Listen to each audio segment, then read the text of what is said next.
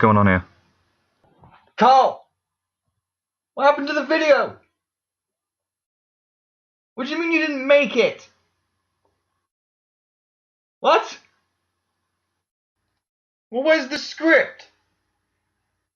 I gave you a script. Where'd you put it? What do you mean you lost it?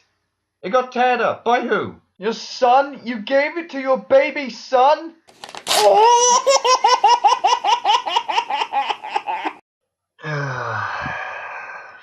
Fine.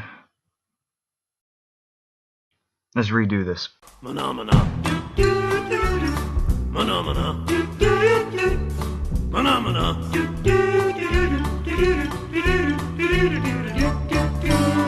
So, for the first time in history, one of the popes, Pope Paul III, decided to change something about the Catholic Church. He called a meeting at Trent. It was a meeting made up of mostly bishops and priests of the Catholic faith to discuss what to do about the Protestant Reformation. Hello, darkness, my old friend. Paul III was very pleased with this and expressed his concerns very quickly to the rest of the council.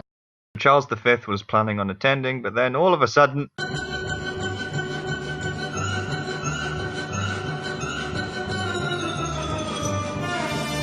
So, fortunately for him, he got out of the meetings and went to go fight the Turks.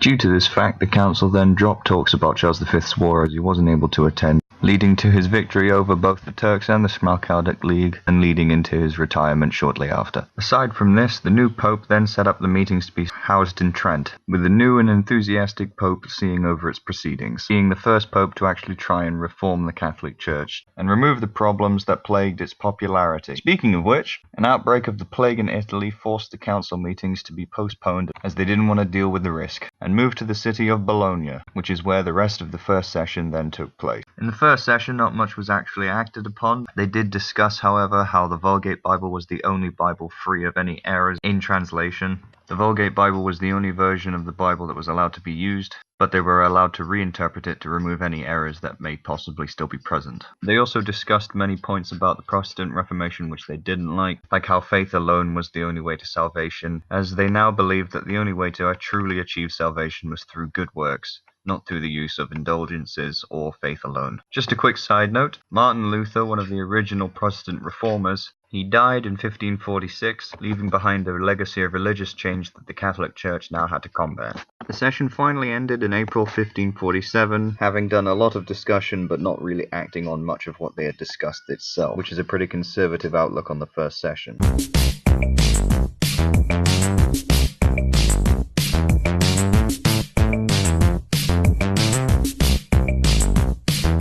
So the Second Council of Trent started in May 1551, hosted not by Pope Paul III, but instead by Pope Julius III, who was way less interested in reforming the church, but was much more focused on waging war in Parma, and granting extended power to the Jesuits, which made the Protestants all a bit too uncomfortable as they could now be prosecuted even further. Due to the Pope's disinterest in the council itself, not much was actually changed about the Catholic faith or to counter any of the Protestant reforms. A decree on communion was passed, however, but apart from that, not much else was talked about. The council was closed in 1552 after Julius III needed time to make peace with the enemies that he had made in the War of Parma, bringing an end to the much shorter second session of the Council of Trent.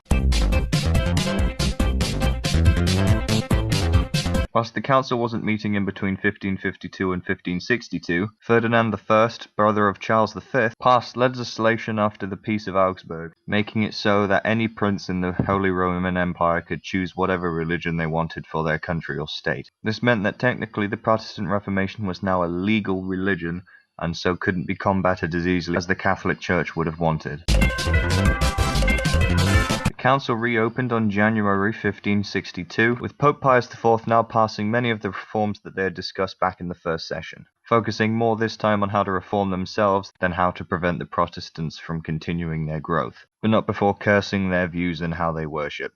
Their reforms were categorized into two sections. On doctrine, they decided that anyone returning to the Catholic faith wouldn't be able to take part in the full communion, and it was now a reinforced belief that good works were much better than sola fide. They discussed and decided that a lot of traditional Catholic values were in fact actually correct, but just needed a little bit of tweaking to update it to appeal to the new reforms. And in terms of discipline, they reinforced celibacy within the curate, and you were no longer allowed to buy indulgences for the accountants of your sins. Overall, this session was much more productive compared to the last two, and the bishops were very enthusiastic to actually carry out these reforms, as opposed to previously when bishops would just have much more free reign in the church. So the council was finally closed in 1563, and then the Anabaptists kind of just sat there thinking, where are they now going to live so they don't get killed?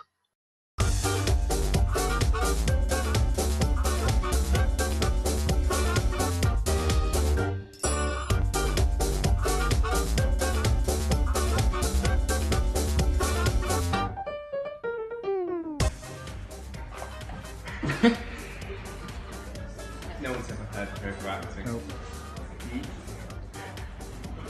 You guys were talking amongst just the thing. Just make the entire thing a blooper reel. No one likes it. Right. And die.